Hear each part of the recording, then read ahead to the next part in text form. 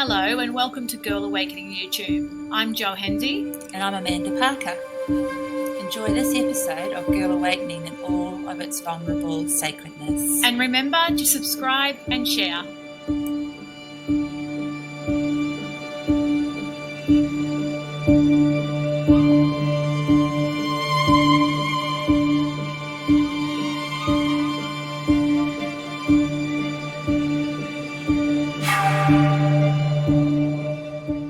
Hello, Amanda. Morning, Jojo. How are you today? I'm really good. I know this is not going to go out on March the 1st, but it is March the 1st. Yeah.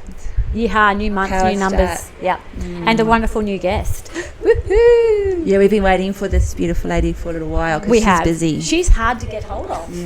We're so lucky we tied her down. Yep. If it wasn't now, it would not be until the end of the year. 'Cause Yeah. she's flying. Exactly.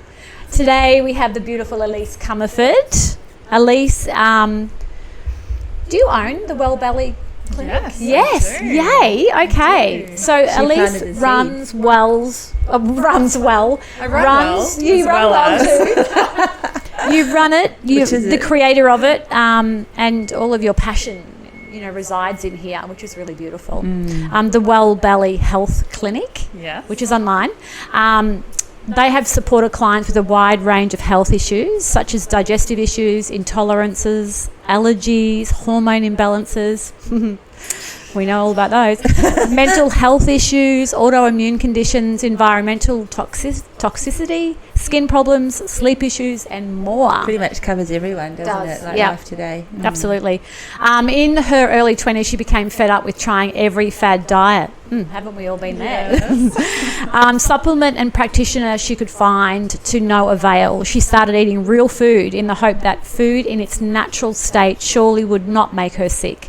She then discovered the importance of gut health, and so began a passionate journey into understanding the microbiome. Oh God, how good am I Very today? good, I love that Yes. word, yeah. Welcome, Elyse. Thank you for coming on Girl Awakening. Such a pleasure. And thank you so much for having me. It's so nice to be in a room with both of you today. Yeah, We're excited. We are excited. We're going to deep dive into yeah. the belly world, which is The very brain symbolic. world too. I've heard that the belly is the brain. Yes. Yeah. Yeah. Which is massive when you look at it like that. Yeah. Yeah. Yeah. So they call it like the second brain, or then some people even call it the first brain. Yeah. Because your gut actually sends more signals to your brain than your brain sends to your gut. Which is wild, isn't Amazing, it? hey? Yeah. That's amazing. When you reverse it, like reverse the worlds, as we know it that way, Yeah. it blows you away that we don't listen to it more. Uh-huh. Because people, We literally just don't. It's like we just put it aside. And I'm just thinking of myself throughout my years. It's just holds food. How naive is that, really? Yeah. And how often we're told by professionals like GPs, gastroenterologists, that what you're eating doesn't impact the health of your gut. And to me, I'm just like banging my head against a wall because it's like that's the only thing that's the main thing it's interacting with. Yes. Is the food that you eat. So of course it impacts the health of it. And it just goes so deep from there because what's going on in your gut impacts on everything else in your whole system. Yep. And what I really love to teach people is the fact that that's not the end point. The end point isn't a healthy gut. The point is when your gut isn't healthy and then your brain's not functioning well, your hormones, your sleep and all those other things, you can't enjoy a happy, healthy life. The end goal is a happy, healthy life, to be able to thrive, find your purpose, have connection, all of those things. Oh, wow. So when we're working on the gut, ultimately it's to free us to be able to focus on that. And I think that's a good way to think of it right from the start because you can get very bogged down, and I did, because my gut issues were all-encompassing. Yeah. They took over every day for me of symptoms. So it can get very all-encompassing, and so your end goal can feel like resolving the symptoms, and then you get there and you're like, oh, okay, now what? And Another it's layer. like, there's more to life than that, and so it's And we usually put that at the bottom of the list. If we're talking about Girl Awakening or Awakening, that would be something that would come in down the track a little bit because I know we've even been having the conversation around coffee. It's like it's been alcohol and now it's coffee. The things that we feel are keeping us, let's just say, on a lower vibration, instead of you know, we're Habitual. talking about going free and doing all these wonderful things. What are the things that are holding us into those densities, you know, or holding us into a lower vibration? And you only have to think about how you feel when you're constipated to go, okay, well, that's pretty, you just feel like, well, literally like crap, and you're tired and lethargic and heavy and things. But there's so many, as you say, just mentioned then, layers and aspects of how your gut can encompass quality of life. Yes. Yeah. And that ultimately that's what the goal is. And I just think that's so important to realise, because when you are getting so stuck in it, you can get obsessive. Yeah. And then it can actually, focusing on your health can then become a detriment. Yeah. So the number 4 leading cause of stress, this one, my good friend Helen Patterson told me this one. I love it. We love Helen. We love Helen. We love Helen. Yes. I know she'll probably listen. So. Helen. Yeah, we love Helen. So the number 4 leading cause of stress in Australia is wanting to be healthy. Wow. Which is just ridiculous. So it's like actually wanting to be healthy. It's an oxymoron, isn't it? Yeah. So that's what I kind of say. It's like not sacrificing your health in order to be healthy. We get bogged down in the wrong details. So we need that wider picture view of what we're actually wanting in life. Reversing things. On that note, let's jump in. Note. Yes. Elyse, Yes. when did your awakening begin? That actually began for me at a pretty young age. I find this quite an interesting story to think back of myself as a child and the way that I thought and the different perspectives that were coming to me at a young age. But at around the age of 8, I remember just feeling a bit discontented with what I thought life was meant to be. Because when you're that age, your picture of life is basically what's in front of you. Yeah. How your parents are living their life, how they grew up and lived their lives when they were younger. You have a very limited perception of what's actually possible in life. You don't know all the things that are out there. So for me, my parents, they met when they were young. They had my brother when they were really quite young, especially to nowadays standards. They were like 19 and 20. Oh, wow. So they had my brother then, and they had all 3 of us by the time my mum was 25, I think, when she had me. They married young, bought a house, worked their butts off, provided for us, gave us everything we could possibly need. So, they were really hard workers and really fantastic parents, and still are. And I looked at what they had done, that we now lived, half an hour from where they grew up. They met young, together young, family, working, all of that kind of stuff. And I looked and thought, okay, is that life then? Like, is that what I need to do? And that just wasn't what I wanted to do. And I didn't understand. So this is really young to be thinking this kind of stuff. Really expensive in your own self to be even thinking that. Yeah, and there is that 7-year cycle, and when you come to the age of 8, you do start looking beyond the garden, they kind of call it. Yeah. Like looking outward of like, okay, hang on a minute, there's my home and there's my family life, but there's something beyond that. What's that? Yeah. And so I started thinking of that, and it kind of started around then, but really developed over the next couple of years, when I would be just sitting in my room and I would cry because I was I would get really upset because I'm like, I don't want to just like get married and have the picket fence kids and have a home and just live near here. And I don't want that to be my life. I want something more.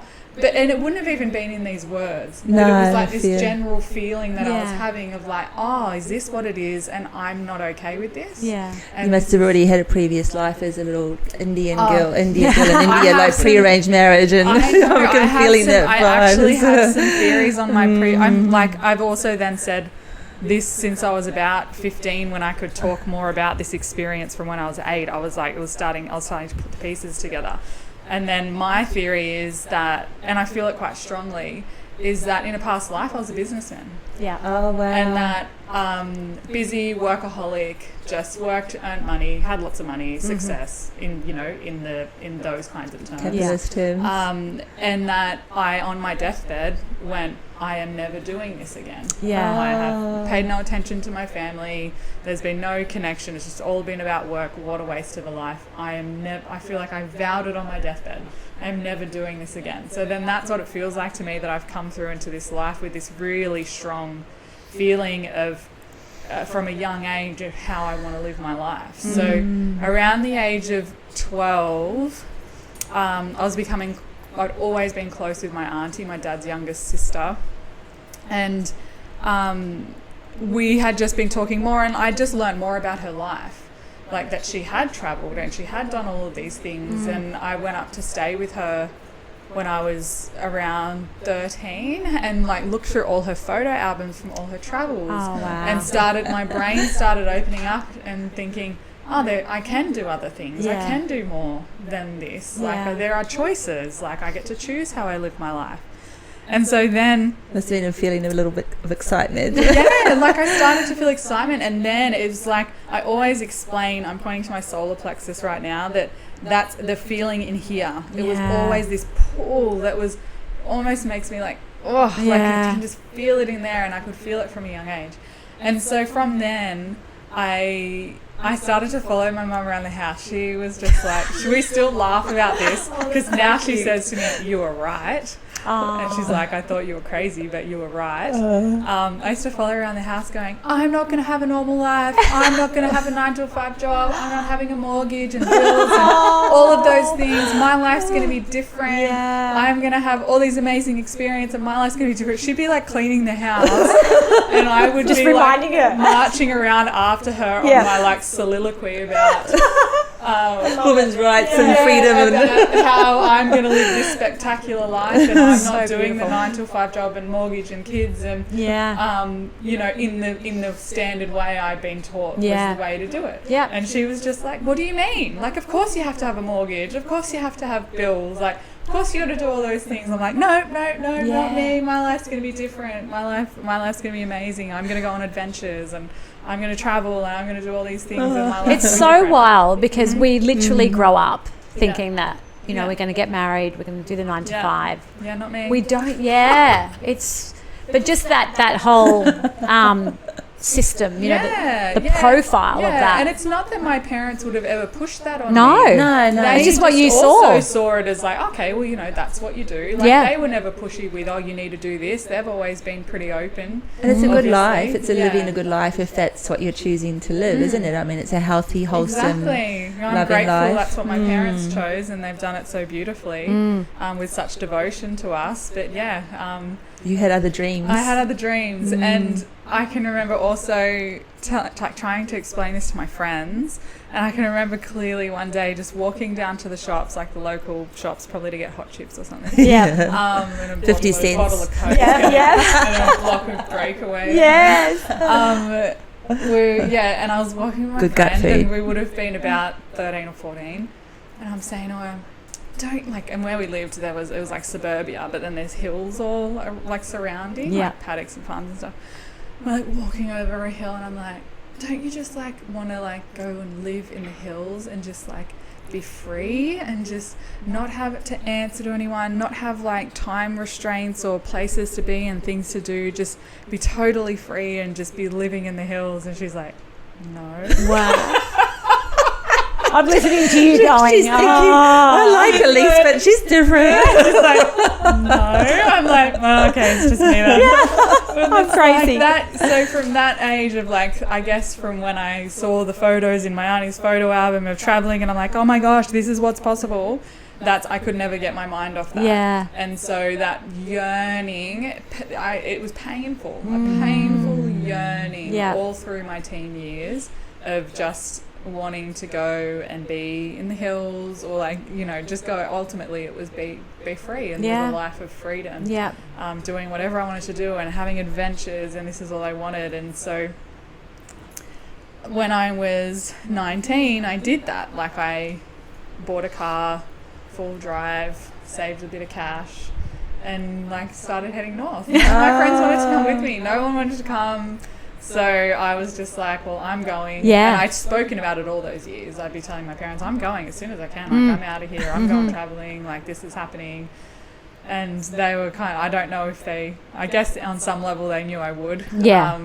But yeah, and then off I went at 19, and I still think back now because I look at 19-year-olds and I'm like, Jill was brave. Yeah, that's absolutely. literally the first I was just thing thinking that of came in. Charlie, my daughter. Yeah.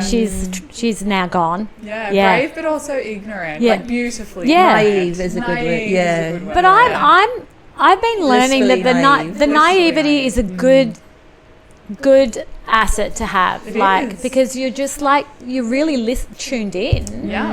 and you're not listening to the outside world. I think you can attract some really beautiful things when Yes. you go out there with that blissful naivety of like, everyone will help me and this will all be amazing. Yeah. And then they do. Yes, So, exactly. Yeah. So I didn't stop. Like Yeah. I left when I was 19 in my Ford, like this little 19-year-old girl in Wow. a big Ford four-wheel drive. Yep. And just with no, like people will be like, where are you going? I'm like, north. North. I don't really know. And like I ran out, I grew up in Sydney and I ran out of money by the time I got to the Gold Coast. Oh, perfect.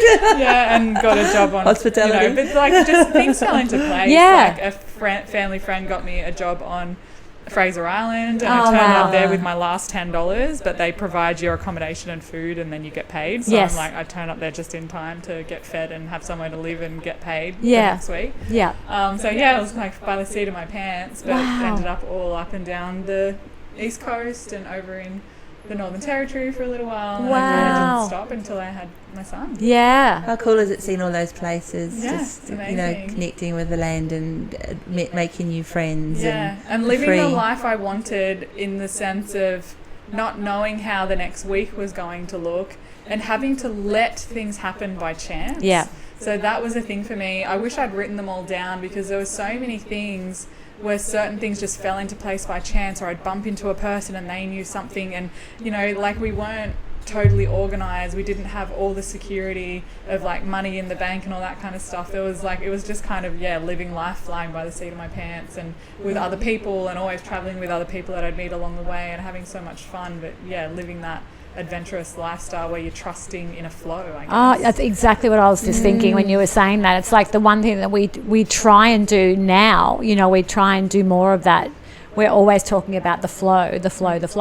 And you were doing it so naturally and unaware that you were doing it. Yeah. But it was just what you had to do. Naive. Yeah, it's so Following something amazing. inside of you. So you can trust the flow then. It's like once you have children Yeah. and responsibilities, it's like we get stagnated out of that flow of trusting, because then we're around a lot of other people that are responsible, and all our friends have kids, and it's like, oh, what are you doing that for? That's really irresponsible. You Yes. move out of that naive early 20s, just go and make Trusting your own choices, yeah. The natural knowingness that you have. Yeah. And that other That's- person to think of as well is that first step into that responsibility as well. Like your child, you're caring for your child and thinking of them first.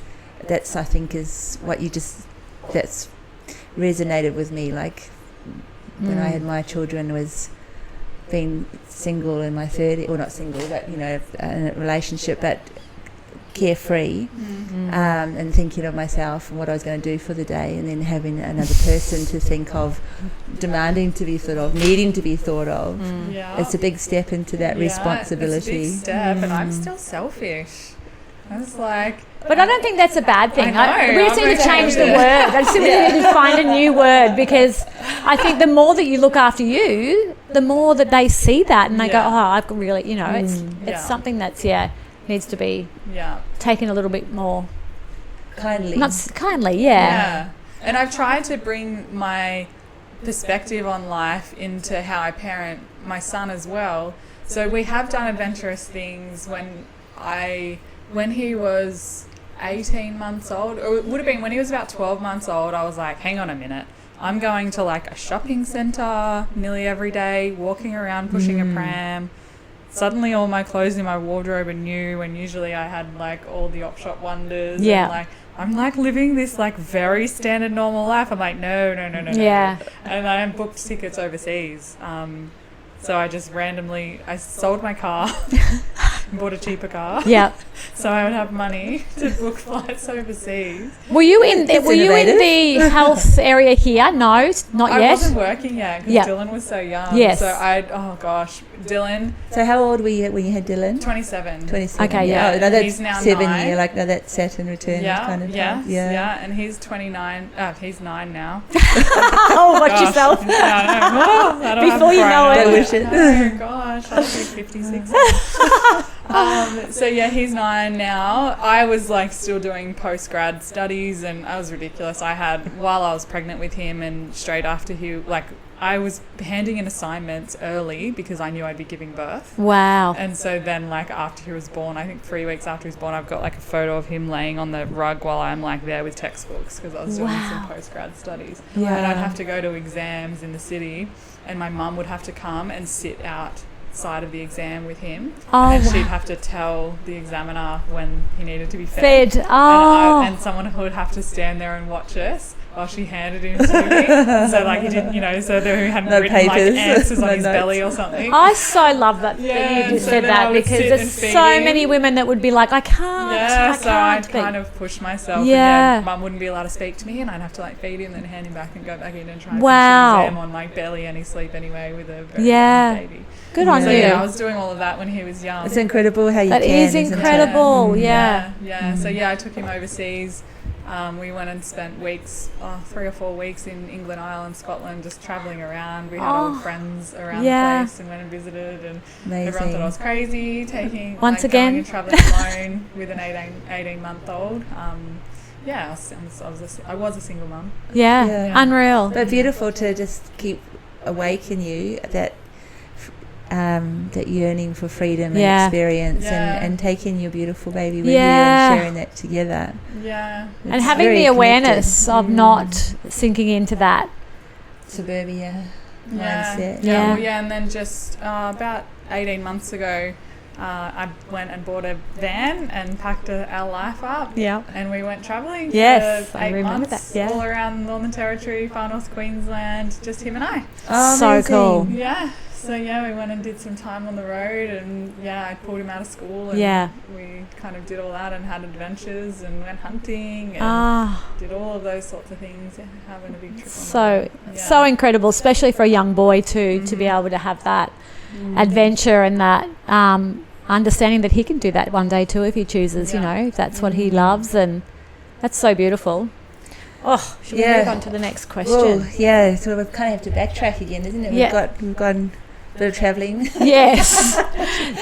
So Itchy feet. I know, when I talk about it, I get itchy feet. yeah, absolutely. So when all this was happening, Elyse, did you notice, I mean, you would have noticed some shifts happening around you, but did you notice any shifts in your thoughts about the world, or were you waking up to anything that was happening around you at the time? I know, I guess we're talking like in early 20s, aren't we? Yeah, Like, so it's you're just- now- you're probably obviously pretty living in that world, aren't you? Yeah. Experimenting. but were you questioning anything around you at this stage, or were you? Definitely, like in my teens, that all really started. That's when I started using using natural products and just going, oh, everything they tell us isn't right. Ah. And that all started in my teen years. And a lot of that was my auntie as well that would get me onto like, do you know that all the chemicals in your body wash, like, oh, that's got blah, blah, blah. And I'd be like, really? Yeah. And so that all started happening then for me. And I guess when you start questioning food and skincare products and all that kind of stuff, it's like a natural progression. Yes, But yeah. maybe everything else they Yeah. tell us isn't true either. Yeah. And something I noticed a shift for me around those teen years as well was my relationship to the world and how what I do and say and think impacts on my experience. So when I was in high school, I remember like having a really hard time with some girls at school and thinking, I'm just going to get my mum to, like, I'll change schools. Like, Yeah. I'll just change schools and I'll just get out of here.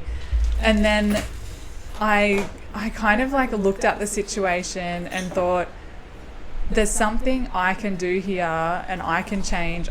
If I change schools, I'm just going to attract the same thing. Wow, that's a massive thought. Yeah, I would have been about 15 or 16. I'm like, there's something about the way I'm being. Like, I know I was really insecure Yeah. when I was a teenager. So I'm like, I'm just going to attract the same dynamic. Wow. Like, it'll just happen again if I move schools. So I know that was starting in my teen years to think in that way. Yeah. That it's like the way I'm acting, the way I'm being, the way I feel about myself, that then impacts on how people interact with you. Yeah. And how the world interacts with you, basically. So yeah, that all started pretty young for me. That's massive at that That's age. very so wise. Yeah. Yeah. Absolutely. Because that's a huge... Because we often spend like a big part of our lives moving away from things rather than... I still did that, though. Well, you know... Yeah. Avoiding. But, you know, did it. peer groups at teenage years, that's a huge world, isn't it? Your Yeah. friendship groups and things. Yeah, yeah. And I think from how I was starting to look at the world of, like,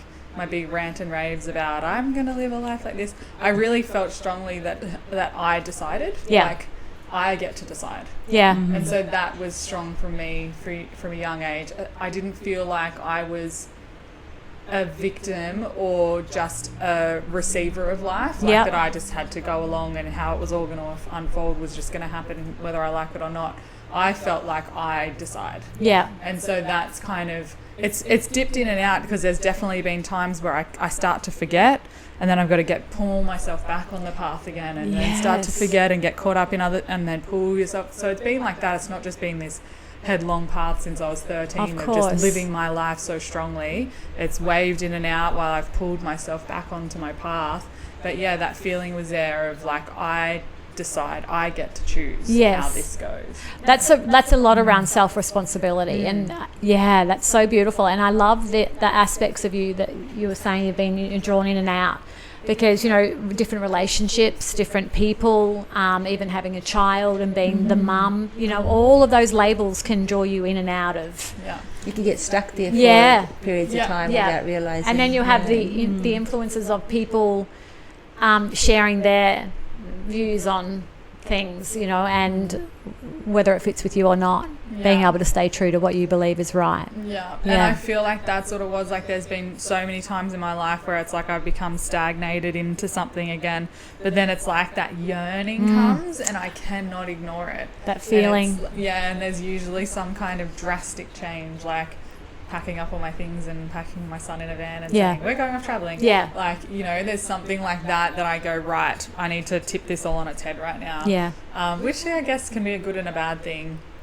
Yeah, but at least you're making a shift. Yeah, and resetting basically, isn't it, by a different environment, different people. And I remember listening to one of the girls, I always forget which sister it is, in the Waifs, and she was saying when COVID, living in Western Australia, first kicked in, she just packed up the house, locked it all up, took her son and did the same thing, headed off into a van down the coast for 7 months, I think it was, and disappeared. They had the best time. Yeah, and just they felt safe, they felt they're living their how they chose to live. And and over that time for my son, it meant he wasn't really exposed to a lot of the I was just drama. thinking that, So we just, everything was just perfectly timed. So we actually, one of the dinners we had that you and Trev were at, Joe, was like the you were day leaving. before. You were leaving the next day. I was so day. pumped for you, because I was like, just get out of this bubble, you know.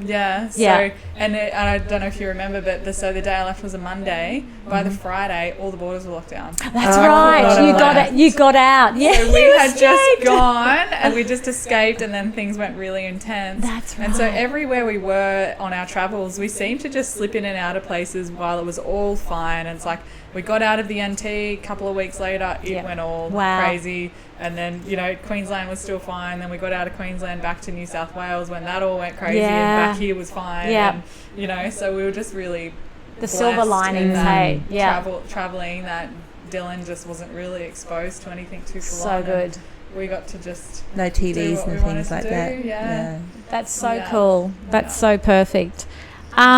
Again, trusting instincts and of just doing something for your own spirit. And with the full support of my parents. That's one thing that has always been so incredible for me, even though you know, they did get married at 19 and have babies and live that life. And they did, you know, think I was crazy when I would say it. You know, not that they'd stop me, but they were just like, what?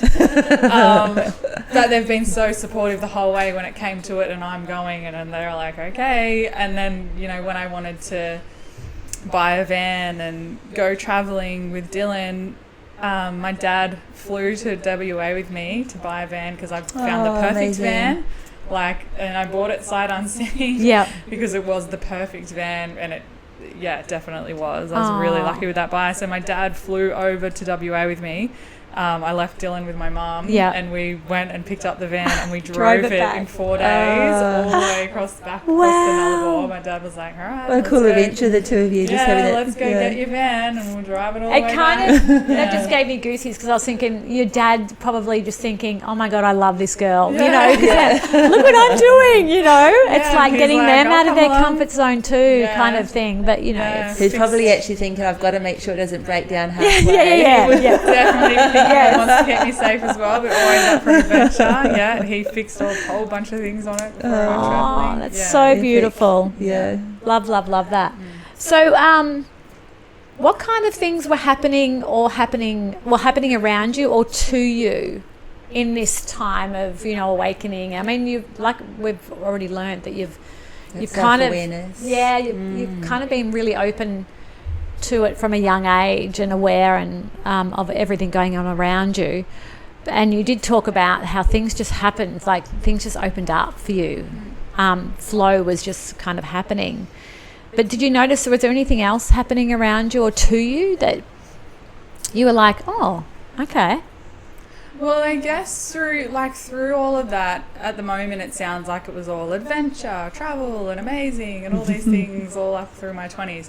But there was a lot of like going against myself, ignoring myself, and then ending up down paths that weren't the ideal paths. So lots of, I'd call it alcohol abuse, even though it's very culturally and socially acceptable. Yes. But I would consider it to be alcohol abuse because it was very much to my detriment. Yes. And recreational drug use as well. Yeah. Also to my detriment.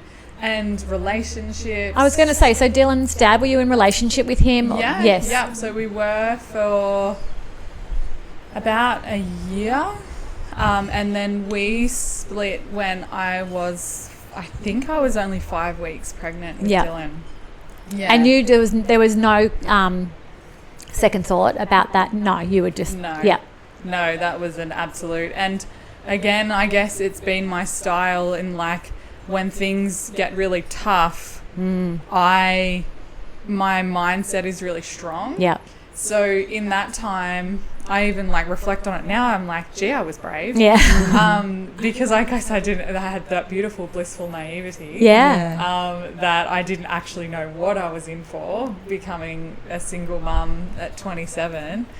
And throughout the pregnancy, I was actually working in the mines. That's like one of my deep, dark and dirty secrets that I used to work. I used to work in the mines. I used to drive trucks and loaders and working in the mines. So that's where I met Dylan's dad. Yeah. And so I stayed working there until I was like 32 weeks pregnant. Oh my God. I was this big pregnant woman walking around a mine site. It's just like none of that. I've never seen that before. And like everyone's like, oh my gosh. And of course there's a story. Like we both work there. We're not together anymore. All that stuff. I was like, it was like I was untouchable. I was oblivious. Yeah. If anyone was talking about us or me or anything, I was totally oblivious. Unreal. And there was people like there that were amazing people I was really good friends with, and they'd be like really like, I feel, sorry for Elyse. I'm like, nah. Yeah. Like, this is going to be great. It's going to be amazing. This there's not going to be any financial difficulties for me and this baby. Like, life is going to be amazing. There is no other way. Wow. Like, I know it is going to be incredible. And that was my mindset. And again, my parents shone through.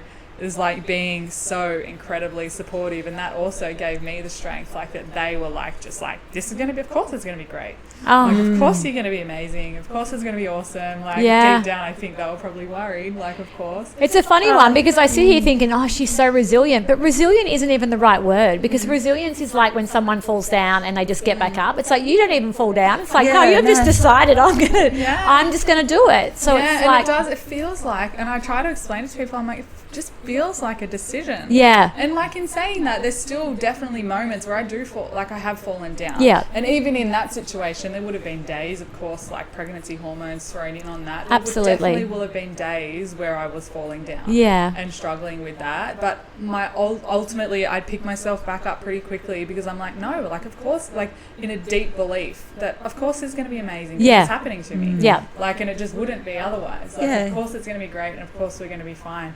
And like we have been beyond Yeah. fine. Yes. Like it Yes. has been amazing. Like I ended up starting my business when Dylan was 1, and then that's just grown exponentially from there, and it has been amazing. And I own my own house, and like it's all those things have happened really, really easily for us, and that's like I'm incredibly grateful. But it's like I was not going to buy into a story, which I say with full respect to anyone that's in that position. Absolutely. But for me, I felt it wasn't our story of a single mum struggling with money, not getting by, not having the things we need, you know, living week to week.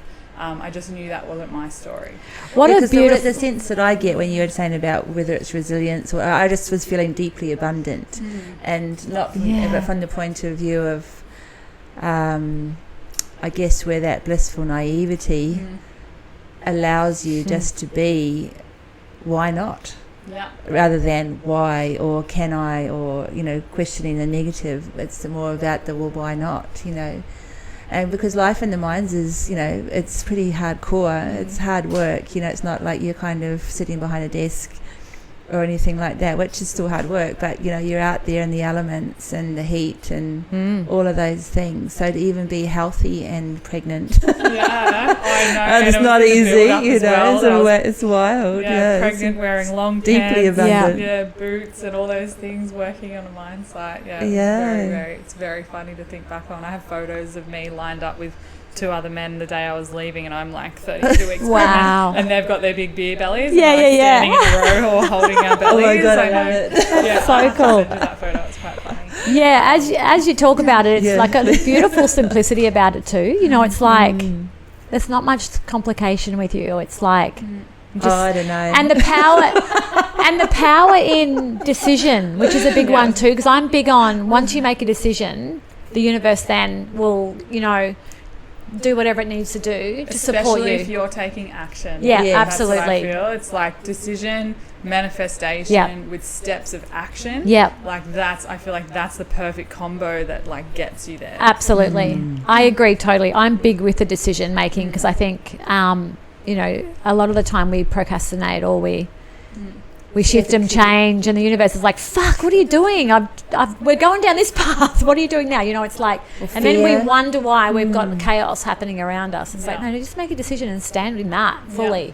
Because you Take get the fear action. and you get other people's judgments and calls. Yeah. Because there's no other time, like when you're pregnant, I feel that's a big time when people feel fully entitled to give you opinions about pretty much everything. It's so funny. I did not get any of that. Amazing. It was so funny when good choice been in the mines. when my friends would all tell me things people would say to them when they're pregnant. Like one of the really common one is that they'll tell them really sad stories about, you know, things that have happened to friends or anything, you know, during pregnancy. And it's like, he's telling this to like someone that's about to give birth and telling him this. It's really strange how people decide, I'm going to tell you this horror story. I didn't get any of that. It was just really funny. Yeah. Maybe I just like, I don't know. I feel like I had this like beautiful wall around me when I was pregnant of like only good things. Well, that's what I think I'm talking about when I say the simplicity in you. It's like people, you know, some people just share the things that they feel like they can feel from you. It's like, but there was really nothing, you know. It's just like, oh, there's Elyse, she's getting on with it, you know. Yeah, she's doing fine. I don't need to really say anything. Yeah, and I feel like as being like 36-year-old me, I'm like, oh my gosh, if that was me again, I'd be freaking out. Yeah. Yes, it's funny when we look back and go, how did I do that? How did I get through that? Yeah, how did I get through that so like happily and yeah. With such a strong mindset, I just cruised on through it. So So you would have beautiful. been studying then, were you? Like, had you already started like your nutrition? Like, what drew you to that? Was it your choice I of like career? to tell everybody what to do. Okay. So that was one part of it. And for me, definitely my life experience with all of my health stuff going on and resolving that. And then once I was doing things that helped that, I was like, I want to tell everybody. Yeah. Like, I'm a soapbox person. I'm like, want to scream it from the rooftops, and you don't have to feel like that. So, you know, it was basically like that. And even when I was working in the mines, I was everyone's go-to about their nutrition and their exercise and all their stuff with their health, because I'd done most of my studies by then. So it would have been long distance online. Yeah, so I did years at a university when I was in my early 20s, and then did some years online, and then did some postgrad. So my studies were all kind of split up over that time. As you were experiencing life, they kind of came with you. Yeah, I was like the most well-paid uni student when I worked in the mines. Because you'd get rainy nights where you'd all be sitting in a crib hut, and I'd be sitting there doing my uni work. So I managed to get a lot of my degree done. Unreal. Yeah, while I was working big hours. Yeah, even that alone is just dedication and so incredible. Preparing for what was coming. So what were your health issues then? Like, it's like, was it what gave you an awareness? Like, you obviously had awareness from 8, questioning life as it is and what your life was about, but so was it like the normal teenage stuff, like periods and skin and or tiredness or glands of fever? Yeah, lots of the fairly normal stuff. Common. I like to use the word common rather than normal, because people think that it's normal. It's like it doesn't have to be normal. It's actually just really common. Lots of digestive issues, lots of bloating, pain, discomfort, just all the time. I remember going to the doctors with my mum when I was like 12, and it was like the first time someone had ever asked me, what are your stools like? And I was like, oh, like runny all the time. And my mum was like, really? I just thought that was normal. And she's like, no, that's not normal. And I'm like, I pretty much had diarrhea nearly on a daily basis. So, and just pain, discomfort all the time. So, and then there was like, my acne was terrible, like all over my face, chest, neck, shoulders, back, everywhere. Wow. As a teenager, that's not fun. That's not fun. With my friends, and I took Roaccutane and all of those heaps of antibiotics and all that stuff to try and get rid of it. And I would get abscesses in my breasts, which was like horrendous. So I used to have cysts always. So we'd have to go and get ultrasounds on my breasts, like at least at like every 6 months. I could be exaggerating, because to me it was so horrendous that I just the memory's strong. So the mammogram type just thing? ultrasounds on all the cysts. Okay, ultrasounds, So, and like to go, all the sonographers were always men, and I'm like a 14-year-old girl going through get my breasts ultrasounded. I hated it. Yeah, it was horrible. So because I just always had cysts. So my breasts were riddled with cysts. And sometimes they would turn into an abscess. So the first time I turned up to the doctor with one of them, they're like, we only usually see these in breastfeeding women. Like, we don't even know why that's happening. Did you ever go on the contraception pill? Yep. Interesting. So I went on the pill as well for my skin. From 14, I think. Luckily, I was always so hopeless at taking anything. So I was never extremely consistent over a long period of time with it. But I definitely did go on that, which threw my hormones haywire. I turned into a crazy person on the pill. I'm thinking about the cysts and all that too. Because I think I went down a similar path too.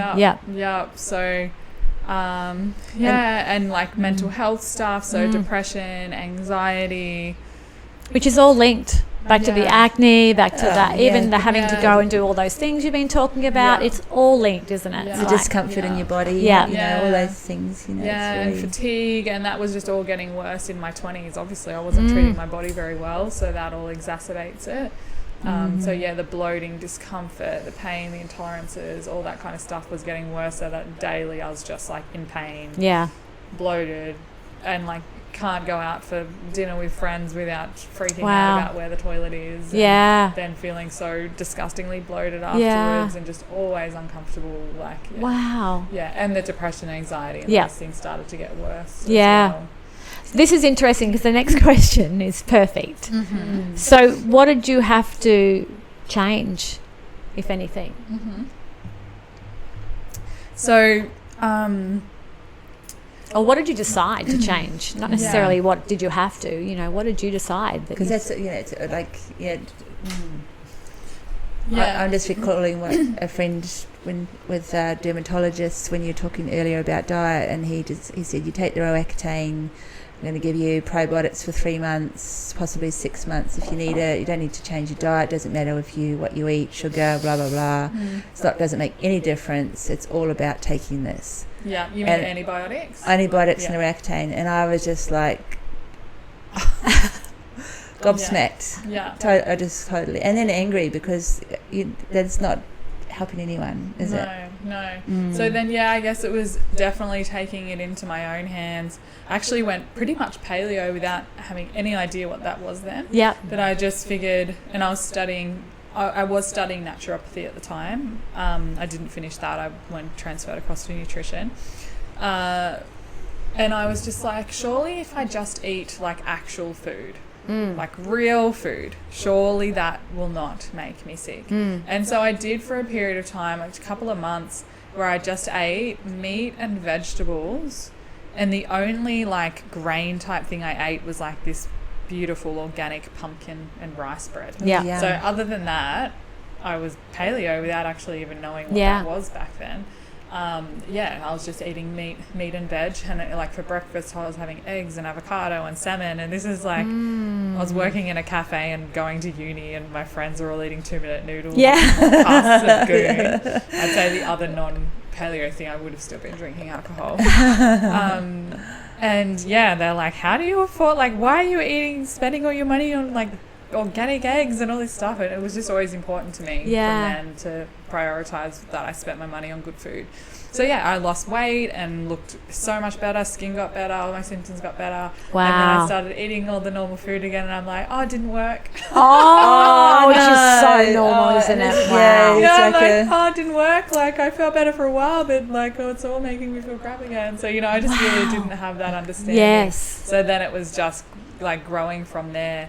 And also like this, as you're improving your health, stuff changes like emotionally as well. So it's like, as I'm learning to take better care of my body, like I completely stopped drinking or taking any kind of drugs when I was 23. Yep. And then that was when I bought my first business, which was a stand-up paddleboard school in Byron Bay. Oh, cool. So I had this like 12-seater bus with a trailer with 12 boards, and I used to go and pick people up from their accommodation. Way. How cool. I would take them up to the Bruns River, and we'd put all the boards in, and I'd take them for a big paddle up the river, and then I'd have fruit all prepared, and we'd have a big picnic. Fruit How platter, epic. and then I'd go and drop them back at their accommodation. That was my life. Unreal. 23, I had this. That is so cool. My parents helped me. They went guarantor on a loan so I could buy this business. They really backed me from a young age. Of like these dreams I had. They're like, she can do They it. believed in you. So they helped me to fulfill that one. So that was my life at 23. Was taking people paddleboarding, and I'd become a competitive paddler at that point. Your beautiful husband had organised a race that I nearly died in. I love to remind him about that every now and then, like the most ridiculous race, and everybody that runs surf clubs like, Trev, don't run this race, the surf is too big, and I tore my medial collateral ligament at the finish. Oh my God. At the finish, you got all the way through. I got all the way through to Yes, salt, I remember that. That's where I met you. Closing out. Holy It was horrendous. It was so bad. Conditions are always perfect, Elyse. Yeah, I know. The conditions are always perfect. I was out the back like, get out. There's only one way to get out of the water. The helicopter. I was saying to the guy, the jet ski, I'm like, just get a helicopter. He's like, I'm going to tell you to go. And when I say go, you go. I'm like, okay. Oh, that wow. was the scariest experience of my life. Yeah. So I thank Trev for that every day. Expanding your awareness Again, around. and my boyfriend at the time was like, you can't do this race. I'm like, yeah, I can. Don't tell me what I can't do. I can do this race. Oh, that's Well, so beautiful. It wasn't Trev's fault at all, because if he hadn't challenged you, you would have thought maybe I should have. Maybe I wouldn't have done it. That's so funny. So that was then, as I'll go back to where I was, I think, if I can remember. But that changing things emotionally as well as physically, like starting to take care of my body again, and stop drinking and start having this more active lifestyle and start living more on purpose. Came with that challenge of my self-worth's not very good. Yeah. So that stuff all comes up when you stop drinking, you stop taking drugs, you're left with yourself, and then you realize you don't like yourself. And so that's been big for me since then. like working through that kind of stuff, that self-worth, and then becoming a parent, and it all comes up more. Yeah. It's so interesting because, you know, your view on your body and what you put into your body is very worthy. Do you know what I mean? It's like, I don't have that same thought pattern. Like, you know, I wish I was a little bit more conscious of exactly what I'm putting in my body, but if there's a chocolate bar there, I'm like, oh my God, I gotta eat that chocolate bar, where I'm sure you would be a little bit more restrained in, no, that's not going to work for me. Do you know what I mean? So that self-worth, I would think that you would have a lot of self-worth just by what I know about you, and hearing this is like, oh wow, you know, it comes in many layers and many forms. Totally. Yeah. And I don't even have an explanation for that, because my self-worth was really low in my 20s. But as I said, I was the one buying all the organic food. Yes. And I was really Looking after particular yourself. about that. Yeah. Like, not that I wouldn't eat the chocolate that they all got out, but I wasn't eating 2-minute noodles Yeah. for dinner. Yeah. Like, yeah, so it's I don't really understand myself how that works. It's And interesting. all that, yeah, but definitely, like, self-worth has been a huge one for me, and it's only getting better and better, and then I see it reflected in my life. Yeah. And, like, where my life is at. Yeah. Yeah. which That's is beautiful. In a very good place right It now. is, yeah. Yeah, I can kind of relate to it in a way, like, because like I've always like enjoyed eating good food, as in healthy food, as in food that's nourishing, food that's real and fresh and not processed, and all those sort of things, like having value around that and how it makes you feel good in health and things like that. But very low self-worth, self-value, self-love, Yeah. you know, and I think it's the kind of, you know, like you can be more logical around the food aspect, whereas around the heart aspect, it's kind of, I don't know whether it's a lot more vulnerability. yeah. It's a soft, tender place. Yeah, and sometimes like what you deserve in life and things like that too. Like there's exploring around all that. Like Yeah. the vulnerability. Of Absolutely. Yeah. Yeah. My self-worth, I guess, it's probably different areas that it lacks as well when it comes to taking care of my body. I guess my self-worth, I felt worthy of that. But for me, it's been relationships. That's where my self-worth has really lacked in the past. Yeah. And it's an interesting time that we're going through now, where it's a lot around transformation, but a lot of it is around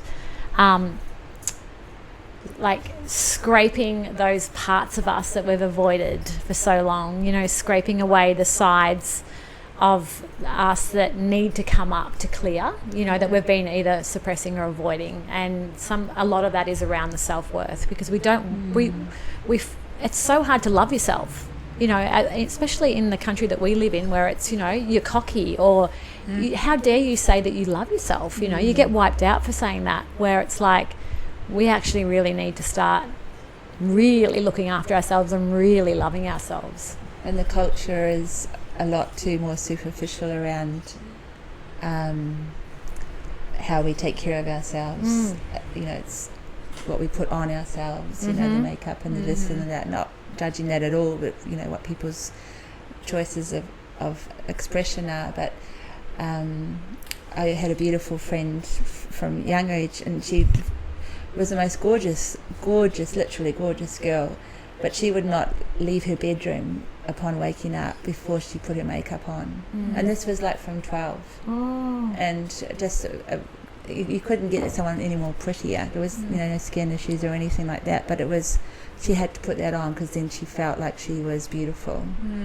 It's an interesting topic. Yeah, it's an interesting topic. Could be a whole It's not podcast just on about that. makeup, but it's, With every woman too, because every woman that sat in that chair, you know, is doing incredible things for others, yet can't see it in them. You know, like it's hard to find Recognition it of self. in themselves, you know, that they're Yeah, amazing. and I definitely feel I'm getting to the place where I do. Yeah. And I see it reflected in my life, because it's like, well, look at all these amazing people that are in my life Yes. that want to be around me and want to share life with me. There's a reason for Yeah. that. Like, that's because of me too. Absolutely. So it's like, yeah, like I'm getting to a point where I, also with my parenting, I don't think I'm a bad parent. And I think it's like, it's quite common to just always think you're a bad mum. Yeah. Or always have that mum guilt. And I'm like, no, I know I'm a good mum. Yeah. Have a baby. Guilt Yeah. is the first feeling you feel next to, oh my God, I have a beautiful baby. Guilt. Yeah. Yeah, that's that self-acceptance, isn't it, around everything? So, like accepting that I've created all of this. Yeah. These people, this amazing man, this amazing child. Yeah. I've created all of that, Yeah. and truly accepting it. Yeah. Yeah, Because It's when an you amazing said little- about relationships and the self-worth aspect, the self-love aspect, for me that comes up straight away as reflection. What how and the people we reflect ourselves against and who we choose to have as our reflection and things. And so to come to that moment where in your life where that you see that beauty. That's a beautiful reflection, isn't it? Yeah. And I found in my relationships, I feel like they've always been a marker for me of like where I'm at in my growth and my self-worth. yeah, And that's both in friendships and in my like romantic relationship as well. And it's like I've seen them gradually get better, and I'm like, okay, I'm on the right track when this is the kind of man I've got in my life. yeah. Yeah. I love the fact that right now, if you follow Elyse on Instagram, Yes. Follow she's it. got her partner. She's cleaning out her partner. Like, I know, everyone's like, you cleansing him. cleansing him. But he's just so with you and so with he Dylan. is. He's like 100% like Yeah. committed, Backstreet and Boys. it's Yeah. so beautiful. And I Yeah, he literally lost it laughing Yeah. when he was in the toilet and you were videoing the whole I thing. know. I was just like, that's so He beautiful. really loves And you. He really loves me. But the funny thing is, everyone's laughing like, oh, poor Liam. And I'm like, no, he actually wants to do it. Yeah. Like, it is quite funny. I would make him anyway, even if he didn't. But yeah, he is, and I guess that's also why we're such a good match, because he is passionate about this stuff as well. Yeah. He's a chef by trade. Oh, Yeah. that's so fantastic. Yeah, so he's passionate about all of this, and he's excited by all of this. And Yeah. we've got big dreams. I'm looking at your ferment book on the shelf. Yeah. Yeah. We've got exciting. Yeah, Ooh. we've got some big ideas of things we want to be doing. Well, I So- just looked at Yeah. a couple of weeks back. You've got the coffee I was looking at. Yeah. Yeah, and I was we like, sell coffee ooh. now. And that's because I know my sister-in-law went through she went down a rabbit hole around coffee because she loves coffee. So she wanted to source the best coffee without mold. Because I didn't, and then she told me all about the mold. I And I'm know, like, it's what? Like this, like Pandora's box. I know. Yes, that I didn't know about. And then I've seen your coffee and I'm like, Yeah. wow, this is fantastic. So this is the path you're going down, I'm gathering. Yeah, really clean Yeah. foods. Yeah. Yeah. Because you already have products. Yeah, now, so I've don't got you? some Yeah. products. Yeah, so we will be developing some more products and programs. So Liam and I Excellent. develop. Unreal. develop Well, that's programs. we've just been talking about self-love. That is the truest form of self-love. I'm gaining more understanding around, is looking after the whole being. Yeah. And as we were having this discussion before we started recording, but that's what I really like to get across to people as well, is that it's not all about the food. Like, that is just your gateway to everything else. Yeah. No, absolutely. I'm hearing you, and I love that you're going down this path, because we talk about the new earth, and we talk about, but it's, if we really want to shift into that area, we really actually need to start waking up to the foods, what's in the soils, what's, that's holistic, everything. isn't it? The Yeah. holistic. It all comes as one package. You can't just have. Yeah. You were saying that, Elyse. You can't have one without the other, and the nutrition is a part of that whole, isn't it? And I think this Yeah. path that you and Liam are going down, and Dylan are going down, is so crucial and so on track to support So the that- new human, new being, whatever that looks like. Yeah, I like it. Yeah. Oh, So, next question. well, have we done that one? Yep. though? Yeah, that's what we. We have a list of questions, which because we've covered quite a lot already, and we're having a lot of fun travelling through. I love this. 'Cause it's so Elyse's different awakening. from everything, from Yeah, anything else well- we've done before, but it's so crucial. what have you had to give up? As in, probably I imagine is dietary, but people, things as you've been on your awakening. Mm-hmm. So, lots of things, and I guess there's lots of layers there. So, if I'm thinking more of the physical side of things, of starting to understand my own stress levels and how much I can actually manage. I used to have a shop in Sydney, so I opened up a health food shop when Dylan was 3. You keep blowing my mind, seriously. Wow. Because I wasn't busy enough. So I thought I needed a health food shop. Wow. So I started it up from scratch and opened a health food shop in this little town just south of Sydney. It was right as my consulting business started to take off as well, so I was very busy, very stressed. Yeah. I ended up losing a lot of money in that health food shop, and I had to shut the doors. So that was at a point where my accountant was like, here's the line in the sand. Yeah. Please don't cross it. Yeah. He was like he wanted me to shut it 6 months earlier than I did. It's hard though when you've created something. And it was my baby. It felt like it was, I actually opened it. Dylan was born on my birthday. Oh. So on my 27th birthday is when I gave birth to Dylan in the same hospital that I was born in with my mum. Oh, wow. Yeah. And then we opened the shop on his 3rd and my 30th. Oh. So it was like my next baby born on my birthday. Yes. Yeah. And through that, there was so much community connection. I used to run like community dinners and events and things like that. So to give that up, but that was it's such a big lesson, and it changed the way I practice as nutritionist as well, is understanding that just because you want to do something doesn't mean you should. Yeah, it's a big one, isn't it? I can hear you. Yeah. So then, just giving things up in that sense of, right, I need to do less because I'm really stressed, I'm really overwhelmed, my health is suffering.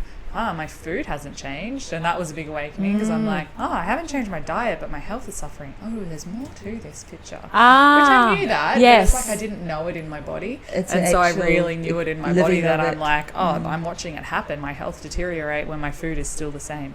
So, giving up that shop, and we moved north to change my lifestyle, so moved up to the Northern Rivers.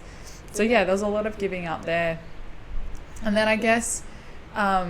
moving on to like a different aspect, that's more like the physical side of, I guess, awakening to different ways of being. And then on the emotional side, for me, it was giving up this idea that I need to do it all on my own. So there's been big lessons for me in the last few years around relationship, and I've never had a long-term relationship. Yeah. So all of my relationships, romantic relationships, have been 6 months, 12 months max, and I think only once with Dylan's dad. Yeah. So other than that, there have been a few months, and I have just known. Yes. Like, that's not the person for me. Yeah. And I can't keep going. Like, it's not in me. I can't Listen up, ladies. do it. Listen up, ladies. Yeah, I know. Don't force it. I might drag it out a bit too long, but overall, never years. Yes. Like, I might kind of break up. Oh, maybe they were the one, because now I kind of want them again. And I'll go back there and no, they're definitely not. Okay, I'll leave again. So that, it still wasn't perfectly, I'm so clear and I'm out of their strength. No, it was still a bit of back and forth and all those kinds of things. But I could never have stayed long term. Like, I just knew this is not right. This is not the person for me. And so then there has been like years of like, what's wrong with me? And then a year ago, I'm 35 and I've never been in a long-term relationship. Like, what is going on? Why is that? Like, why is there something wrong with me, or is it just that they've never been the one? And I still don't know the answer to that. And when I say something wrong with me, something I need to work through. Am I blocking this? Like, is there a fear? So for a long time, I've been trying to work through anything like that that's coming up. And about 2 years ago, I set this intention where I like that word. Yes, a very strong one, and I'm a manifestor. So when I set an intention, it's like it happens. So I set an intention and went, right, I am ready to meet the man for me. Yeah. Like, I know there's some lessons I got to learn here. There's some shit I've got to work through.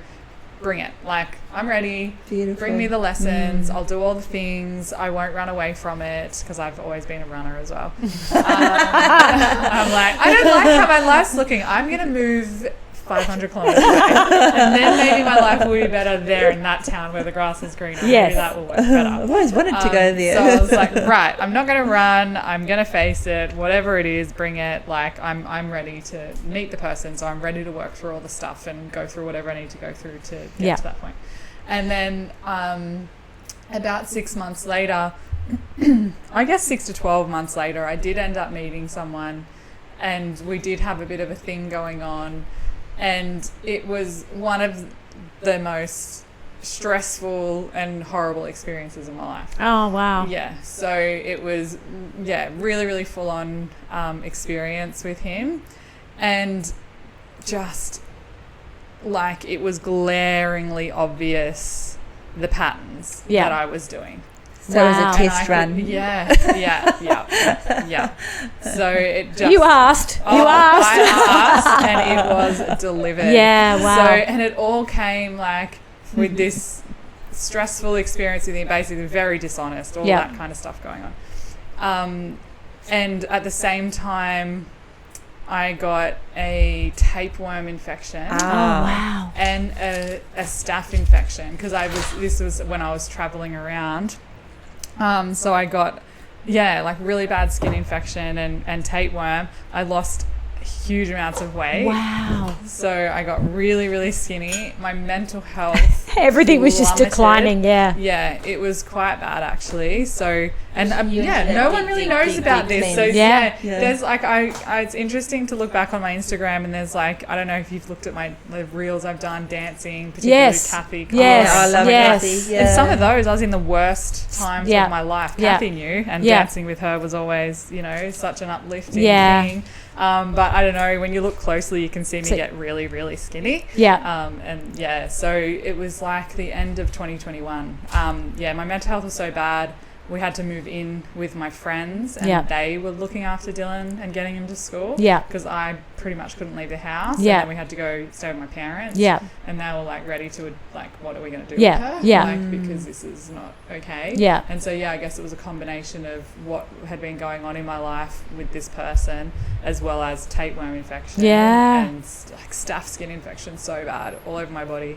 Isn't that wild? Did you know you had the tapeworm? I didn't know I had the tapeworm. Okay, because that's and then that was a very trying time in the sense of watching my mental health decline, knowing what a bad state I was in, and thinking I'm more resilient than this.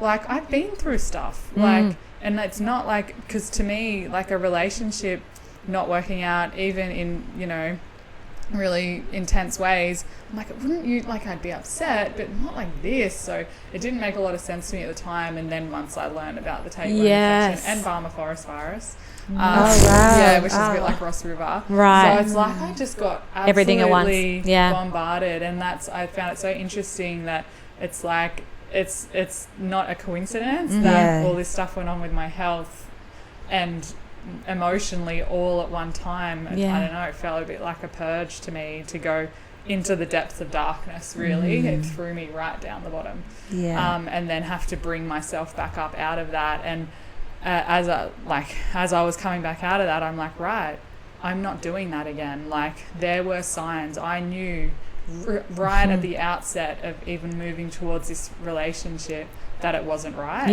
That it wasn't the right thing to do. My body told me. I had like clear feelings within my body, and I ignored them.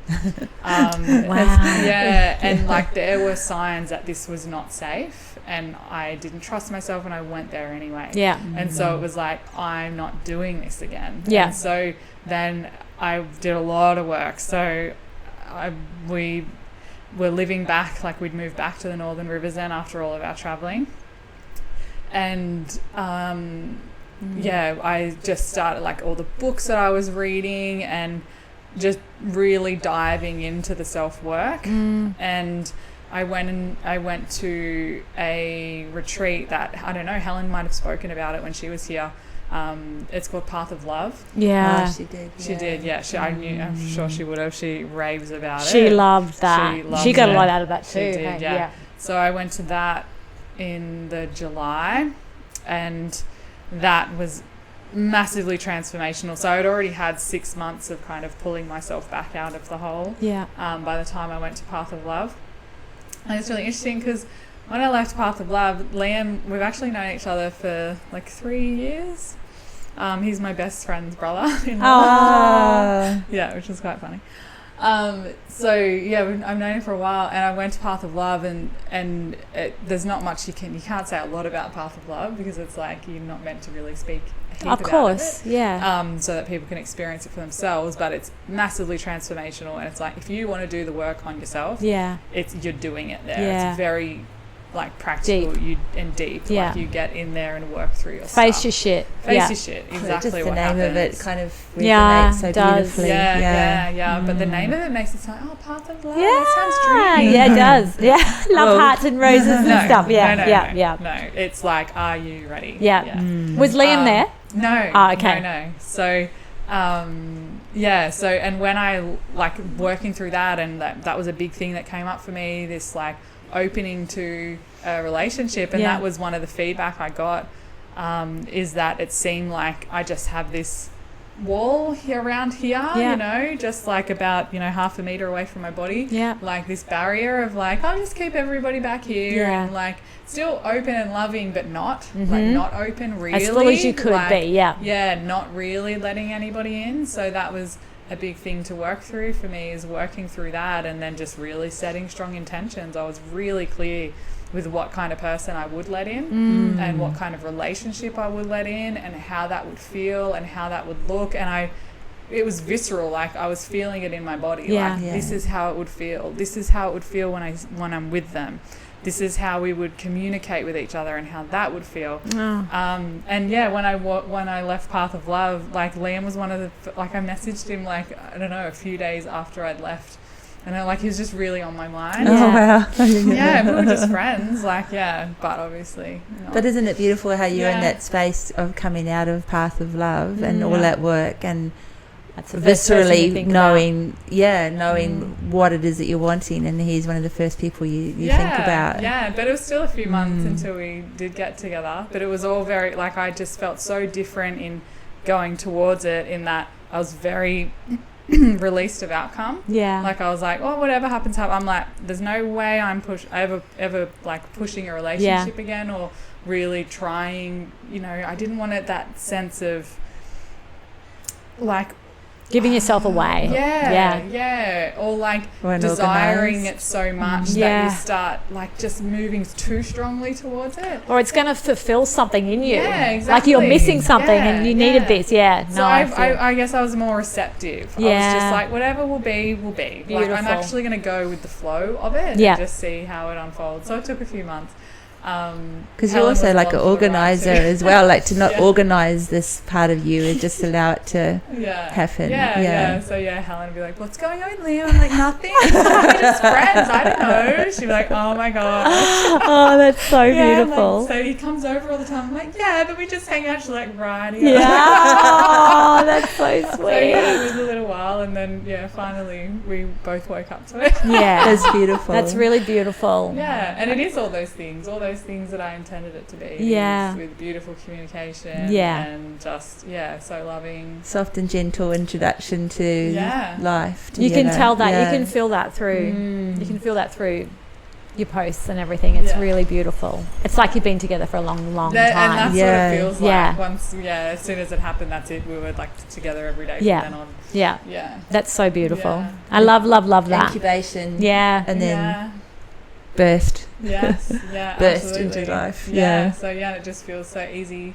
It's pretty perfect for our next question, because it's I think it's going to be, first of all, how do you support yourself now in your work and life and all of that involved? And then what does 2023 hold for Elyse, Dylan and Liam? The tribe. Yes, I know, the tribe. So how I support myself is knowing my boundaries and trying my best to honour them. And also the newest thing is fully letting someone else in and knowing I don't have to do things on my own. Oh. So that's been a really big one. That's a big trust thing, isn't it? Yeah. Wow. And also just seeking the support when I need it as well. So like saying what it is that I need. And I guess like being in a really committed long-term relationship is new for me. Yeah. But it's amazing. Yeah. So beautiful. Yeah. Because that, when you're saying about boundaries, but also knowing you don't have to do it all by yourself and being able to ask for support, that's a very healthy ebb and flow in itself, isn't it? Being able to say no, being able to be open and vulnerable, to be strong, to receive, you get that whole kind of picture. It's the whole, it's almost like the full circle. It just in the way you're describing it, again, it's the wholeness of relationship with yourself as well as with another. And then just in like the basic things, like I get up and I do yoga every morning, and we spend time in nature, and we spend time at the beach, and we spend time connecting, and I spend like really good quality time with Dylan and really good quality time with Liam. Like there's, lots of good quality time with all the things in my life. That fulfill you as well as them. That's beautiful. That's so beautiful. And because you make it sound easy, but we know you're also extremely busy. Yes, I know. I don't mean easy, but like leisurely. That's what I mean. Yes, absolutely. I want to ask another question at the end, which is not on the list. But so what does 2023 hold for you? 2023, there's growth in my business. So we've just launched a new program, but we haven't told anyone about it. It's a funny way to launch it. This will go to air in about 4 weeks. So that's fine. Probably we will have put it out publicly by then. At the moment, it's just going to current clients and people who have done programs with our clinic, or clients. People who have done things with our clinic before. So it's just going to them so far. So that's big for us. It's a membership portal.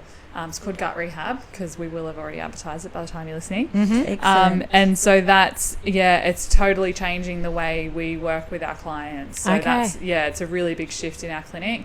Then also products. So we will be expanding our product range. And then Liam and I have a program up our sleeve. So I'm sure that'll come in 2023. And then just lots of focus on my family. Because now I have a little family unit. So will your family grow at all? Yeah, it will. Oh. Yeah, it will. Yay, that's another world premiere. It's on the card. That's so beautiful.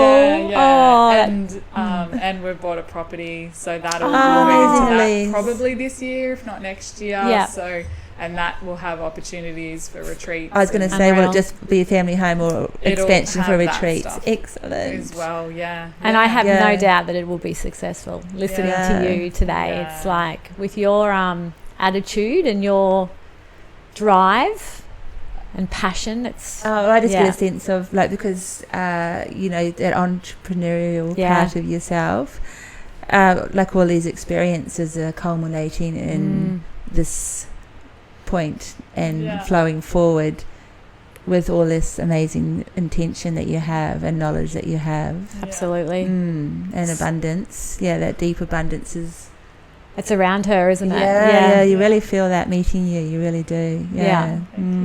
This is totally off track, but totally on track with you. Just for the listeners and for me,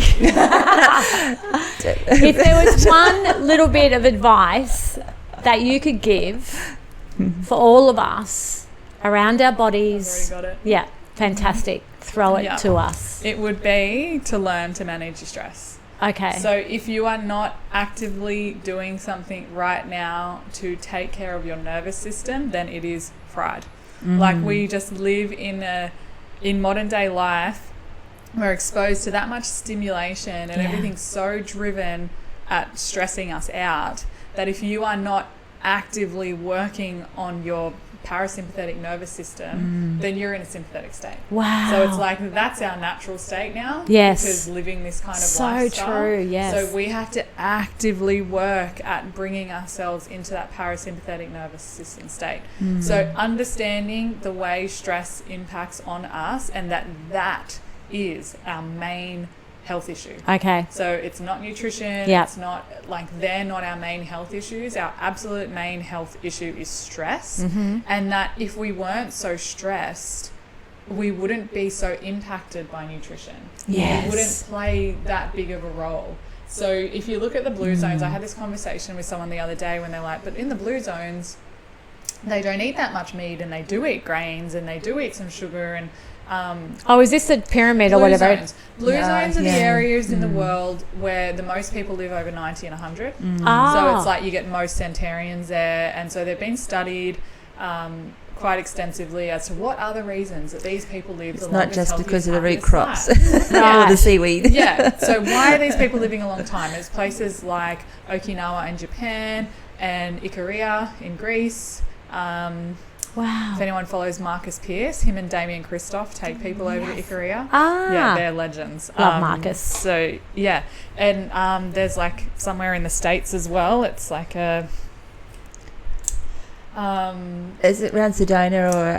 yeah. I know what you mean. Yeah. And they're... what people is it? The Amish. Amish. Oh, yes. wow. So Yeah. Amish. Not Sedona. Yeah, Amish. so people.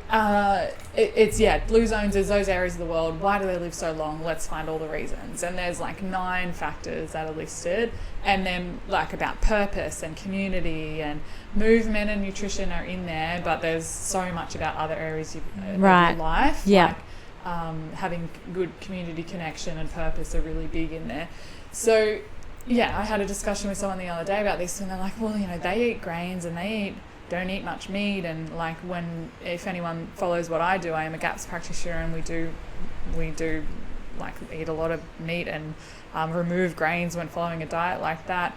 And one thing is that we're trying to heal damage, so when it comes to that, does look different, and by doing something like the GAPS protocol, you're actually aiming to move back to a place where you can eat a broad range of things and not react to them. Yeah. But there's also the fact that it's stress. That's what's playing the bigger role here. Yeah.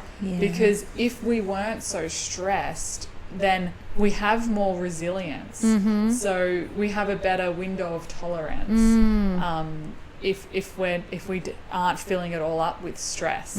So basically, when you're stressed all the time, when your nervous system is in that sympathetic state all the time, that causes like a snowball of chemicals in your body, of stress chemicals, stress hormones that impact on everything. When you're stressed, you'll notice that you might get a funny feeling in your tummy, you might get sweaty palms, even your vision becomes like tunneled and highly hyper-focused. Blood flows to your brain, blood flows away from your organs, and it flows out to your extremities. When that happens, nothing's there focusing on healing, repairing, taking care of all of this area of your organ systems. And then that's where chronic disease happens. So no wonder, like, if we're stressed all the time and then we're like shoving food in our mouth, we're not digesting it properly. So we're not producing saliva and getting all the amylase and things happening there, and then our digestive enzymes and stomach acid in the stomach.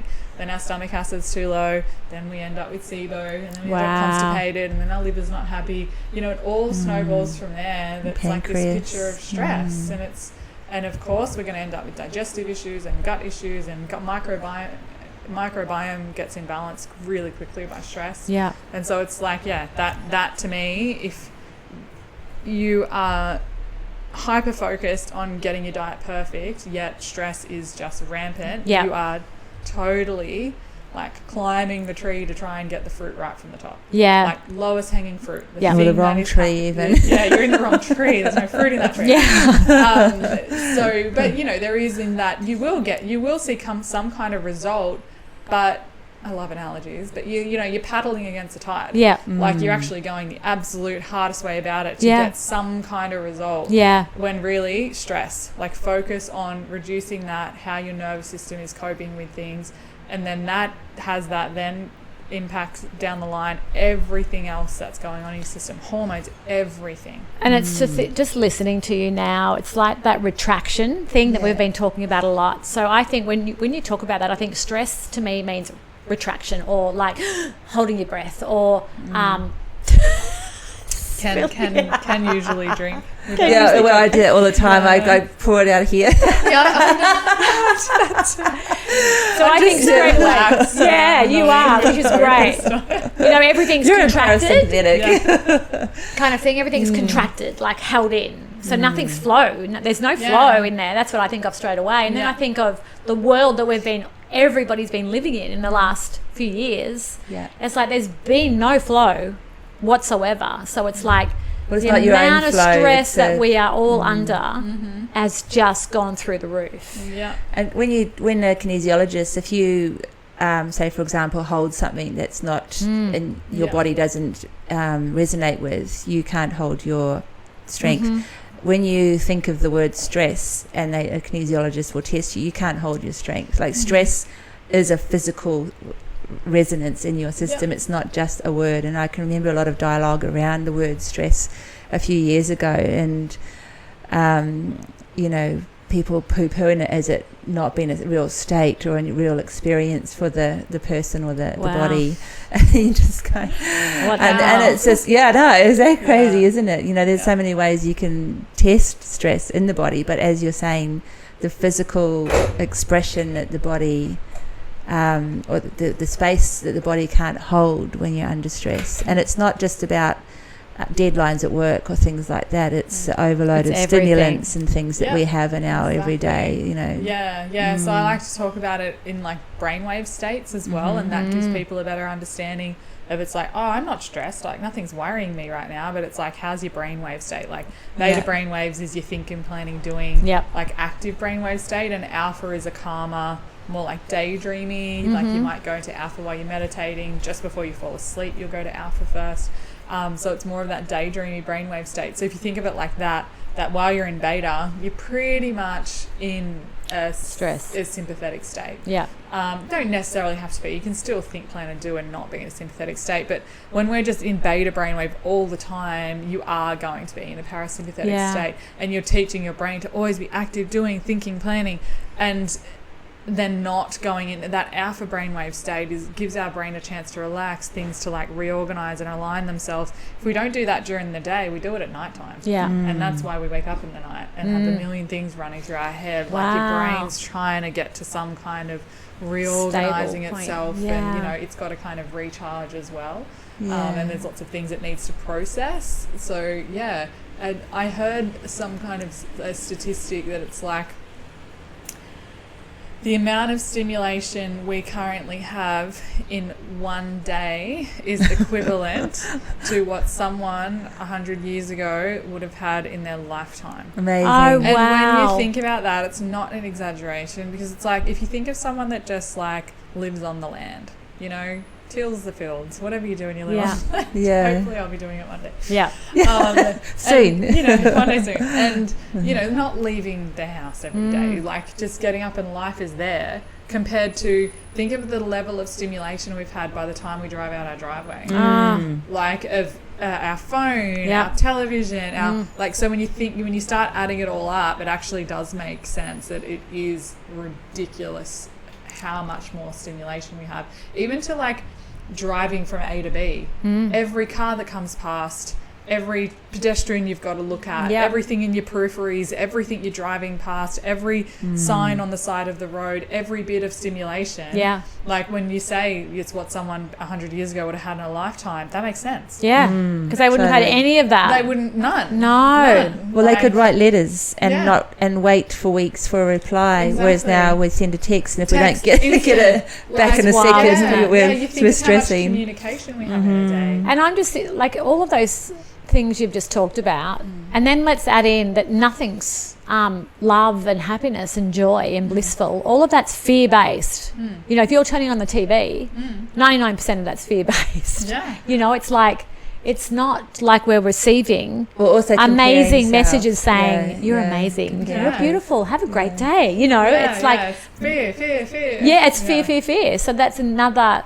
Or you need to stimulant. do this, you need to buy this, you need to do that, or you need to, if you don't do this, you're not going to be good enough, way, blah, or blah, this blah, blah, blah. is the way you do things, rather than, as you say, in that alpha state where you're listening into yourself and calibrating yourself and your own flow and your own rhythm. There's none of that in the media or social world or the out there world. So cool. thank you so much for coming on. So that was a big little question, It was Jo. a big little question. I thought it was important because I think a lot of people need to know this stuff.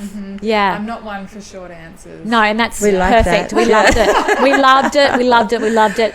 If Yeah. anybody wants to find more about Elyse and the Well Belly Health Clinic. thank you. Yeah. It's a little bit tricky to say, isn't Yeah, it? Yeah. But it's fun. It's fun to I say, love yeah. saying it. Yeah. Yeah. And I love Well your belly. skits on your socials and Yes. because retreats. You've already been running a lot of retreats, Yeah. but there's more to come. Yeah. Isn't there? There's one coming up in May. Yay. Exciting. Very I will exciting. pop all of that at the end of this podcast. Great. So everybody can reach out and connect up with Elyse. And check out Elise's Instagram because it's so fantastic at the moment. She's There's a lot of knowledge there. supporting Liam Yeah. on his journey to a healthy gut. A lot of knowledge, Yeah. a lot of laughs. Yes. No, less stress and a lot of love. Yes. Yeah. Yeah. It's been really beautiful. Yeah. Thanks, Thanks, Elyse. Elyse. Thank you. Thanks for having me. Such a joy.